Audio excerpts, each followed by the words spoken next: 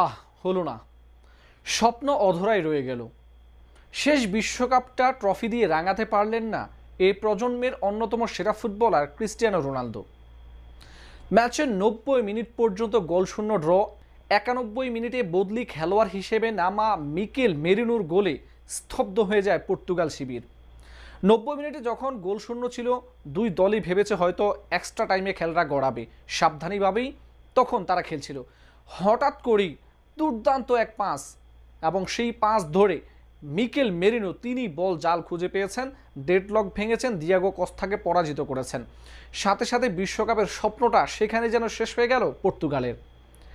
শেষ দিকে দুইটা সুযোগ তারা পেয়েছে।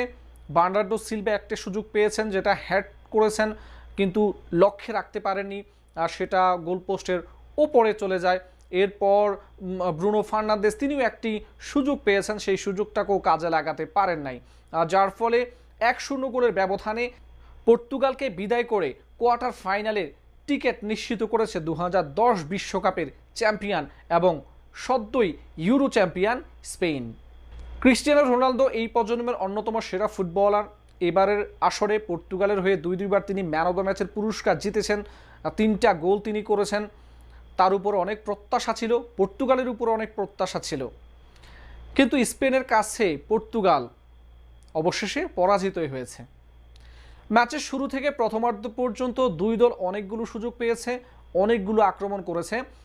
মিকেল ওয়ারজিবাল সুযোগ পেয়েছেন, 1-1 গোলকিপারকে পেয়েছেন, তিনি গোল করতে পারেননি। রোনালদো সুযোগ পেয়েছেন, তিনিও গোল করতে পারেননি। প্রথমার্ধে পুরোটা সময় লামিন ইয়ামালকে ব্লক করে রেখেছিলেন নুনো মেন্ডেস। রক্ষণে পর্তুগালের অন্যতম এই চৌখস ফুটবলার তিনি কিন্তু লামিন ইয়ামালকে পুরোপুরি ব্লকে রেখেছিলেন, খুব বেশি সুযোগ তৈরি করতে দেননি। দ্বিতীয়ার্ধে শুরুতেই ধাক্কা ঠাকায় পর্তুগাল, যেখানে ইনজুরির কারণে মাঠ ছাড়েন নুনো মেন্ডেস। এরপর দুই দল আক্রমণ প্রতি আক্রমণ করে অনেকগুলো সুযোগ দুই দলই নষ্ট করেছে, এবং যেই শটগুলো তারা অন টার্গেটে করেছে, একদিকে উনাই সিমন, অন্যদিকে দিয়াগো কস্তা, দুইজনেই ব্যস্ত ছিলেন। অনেকগুলো সেভ তারা করেছেন, দুর্দান্ত কিছু সেভ তারা করেছেন, যার ফলে 90 মিনিট পর্যন্ত খেলা 0-0-তে ছিল।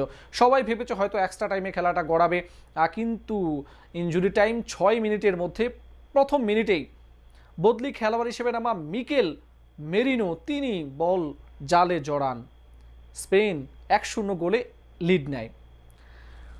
পর্তুগালের হয়ে রোনালদো, বার্নার্ডো সিলভা, ভিতিনহা কিংবা ব্রুনো ফার্নান্দেজ, জোয়াও ফেলিক্স প্রত্যেকেই অনেক সুযোগ পেয়েছেন, কিন্তু সেই সুযোগগুলোকে তারা কাজে লাগাতে ব্যর্থ হয়েছেন। বিশ্বকাপের স্বপ্নটা অধরাই থেকে গেল। নক্ষত্রেরও একসময় বিদায় হয়, সেই বিদায়টা হয়েছে পর্তুগালের সর্বকালের সেরা ফুটবলার ক্রিস্টিয়ানো রোনালদোর। ম্যাচটা যখন পরাজিত হয়, কান্নায় ভেঙে পড়েছিলেন রোনালদো। বিশ্বকাপের আগেই তিনি জানিয়েছেন এটা তার শেষ বিশ্বকাপ, আর শেষ বিশ্বকাপটা রাউন্ড অফ 16-এই শেষ হয়েছে।